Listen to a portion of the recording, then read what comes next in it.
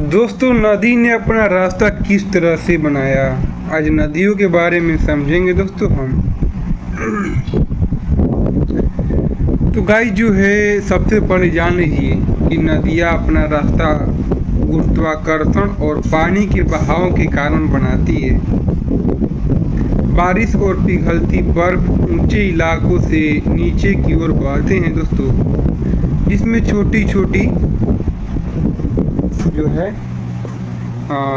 छोटी छोटी धाराएं बनती हैं, और ये धाराएं दोस्तों धीरे धीरे मिल जाती हैं और बड़ी नदियां भी बन जाती हैं। अधिक विस्तार से जाने नदी की शुरुआत।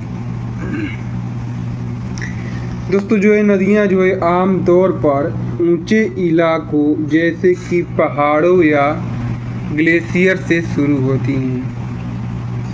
पानी का बहाव, बारिश और दोस्तों पिघलती बर्फ इन ऊंचे इलाकों से नीचे की ओर बहना शुरू कर देती है।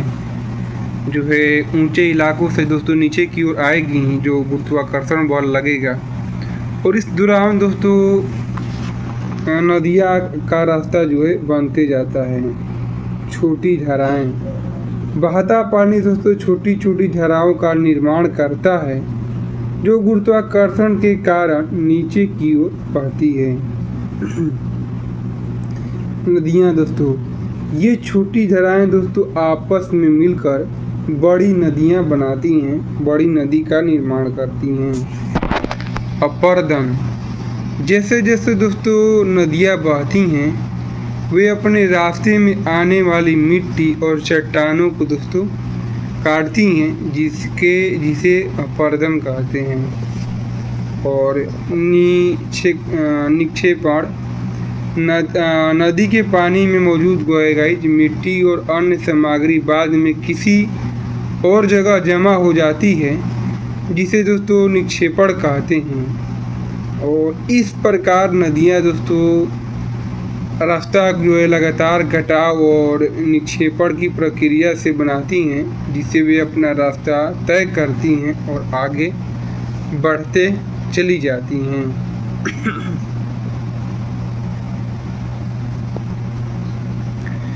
तो और कुछ जानते हैं दोस्तों इसके बारे में विस्तार से।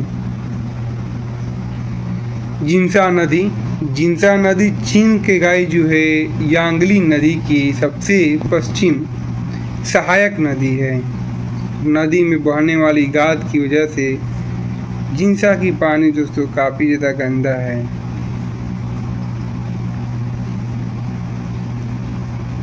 गाय जो है नदियाँ धारा जो है इसकी लगभग हर तरह की भूमि पर पाई जाती है और कुछ साल भर बहती हैं, और अन्य मौसमी रूप में गीले वर्षों में बहती हैं, जिसके कारण दोस्तों एक बहाव का निर्माण होते होते वो रास्ता के रूप ले लेता है।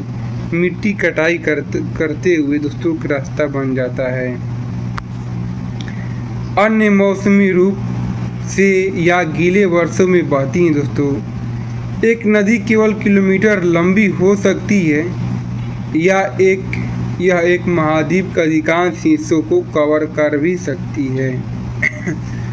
दुनिया की दोस्तों सबसे लंबी नदियां अफ्रीका में नील और दक्षिण अमेरिका में अमेजन हैं। दोनों दोस्तों जो नदियां हैं कई देशों से होकर बहती हैं, और सदियों से जो है गाइस जिसके वैज्ञानिक इस बात पे बांसे हैं कि कौन सी नदी बड़ी लंबी है। तो इसका पता लगाना शायद मुश्किल हो रहा है, इसीलिए इतना दिन से इस बारे में रिसर्च कर रहे हैं गाइस। और किसी नदी को मापना मुश्किल है, क्योंकि इसका सटीक शुरुआत दोस्तों नहीं किया जा सकता कि इसका शुरुआत कहाँ से हो रहा है, इसका अंत कैसे क्या हो रहा है। क्योंकि आपस में दो नदियाँ भी आके मिल जाती है, तो फिर उसका एक दोनों को एक साथ मिला के तो आप डिग्री दे नहीं सकते। और दोस्तों इसके अलावा नदियों की लंबाई बदल सकती है, क्योंकि ये घुमावदार होती हैं। तो दोस्तों समझ सकते हैं ये टेढ़े मेढ़े होती हैं, तो इसलिए भी इसका थोड़ा सा मुश्किल होता है लंबाई नापना, क्योंकि यहाँ पे डिस्टेंस डिस्प्लेसमेंट नहीं नापना है, डिस्टेंस नापना है। इसके अलावा दोस्तों नदियाँ की लंबाई बदल सकती है क्योंकि घुमावदार होती हैं और बांध भी बनाई जाती हैं। तो दोस्तों आखिर बताइए, अगर बांध बना दी गई किसी नदी के सामने, तो दोस्तों बाकी बताइए, आप खुद से ही सोचिए कि आखिर फिर उसकी लंबाई और कितनी दूर गई है कैसे पता चल पाएगी, क्योंकि आपने नदियों के पानी तो रोक दिया है, उसको आपने नहर के रूप में बदल दिया है। और फिर भी दोस्तों इसमें से कोई बात नहीं है। अमेजन जो है किसी अन्य नदी के तुलना में काफ़ी बड़ी है और पानी महासागरों में प्रवेश करने वाली सभी ताजे पानी जो है भाग 5वां हिस्सा अमेजन से आता है, जो कि महासागर में जाता है। इसका 5वां भाग अमेजन से ही आता है।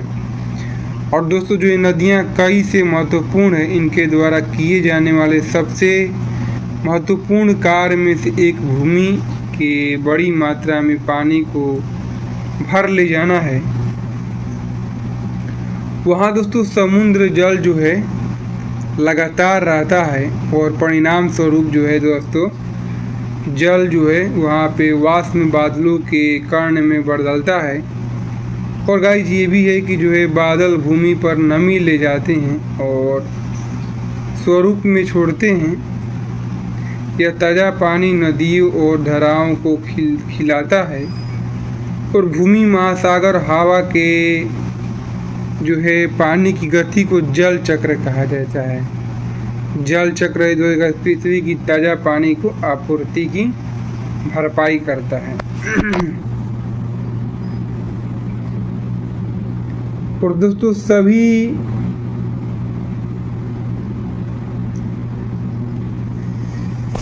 जीवित चीज़ों के लिए आवश्यक है शारीरिक रखना। और कोई भी दो नदियाँ बिल्कुल भी नहीं होती हैं, फिर भी सभी नदियों में कुछ सामान्य होती हैं। और गाइस जो है स्रोत इसके जो हैं पिघलती हुई बर्फ़ हो सकती हैं। एंडीज की बर्फ़ जो अमेजन नदी को पानी देती है, इसका स्रोत जो है एक झील हो सकती है। इसमें कोई अमेरिका का मिनेसोटा राज्य का झील है। और मिसिसिपी नदी का स्रोत है ज़मीन से हुआ झरना नदी का मुख्य स्रोत हो सकता है। तो ये गाइस चीज़ें हैं नदियों के बारे में हमने जानने की कोशिश की, लेकिन आप कितना भी जानेंगे कम ही रहेगा दोस्तों। तो चलिए गाइस किसी अन्य वीडियो में कुछ नया चीज़ जानने की कोशिश करेंगे। तब तक इस वीडियो को गाइस हम यहीं पे एंड करते हैं। मिलते हैं नेक्स्ट वीडियो में, तब तक के लिए बाय, थैंक यू।